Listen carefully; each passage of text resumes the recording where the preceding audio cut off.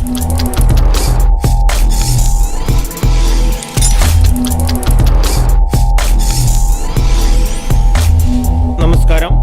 നാട്ടുരാജ്യ ന്യൂസിന്റെ കുമ്മങ്കലിൽ നിന്നുള്ള ഒരു റിപ്പോർട്ട്. വാട്ടർ അതോറിറ്റി ഉദ്യോഗസ്ഥരുടെ തൻതോന്നിവാസം, ഉദ്യോഗസ്ഥ യൂണിയനുകളുടെ കൂട്ടുകെട്ട്, ജനം പൊറുതിമുട്ടി.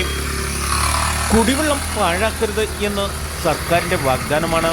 എന്നാൽ ഇത് നടപ്പാക്കാൻ വാട്ടർ അതോറിറ്റി ഉദ്യോഗസ്ഥർ പുല്ലുവിലയാണ് നൽകുന്നത്.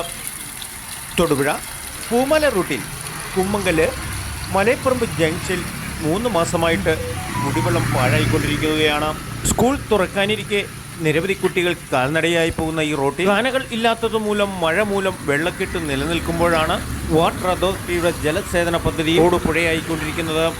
വാഗ്ദാനങ്ങൾ നിറവേറ്റാൻ സർക്കാരിന് താല്പര്യമുണ്ടെങ്കിലും ഉദ്യോഗസ്ഥർ തൻതോന്നിവാസം പ്രവർത്തിച്ച് ശമ്പളം കൈപ്പറ്റുക എന്ന ദൗത്യമാണ് കേരളം അനുഭവിച്ചുകൊണ്ടിരിക്കുന്നത്.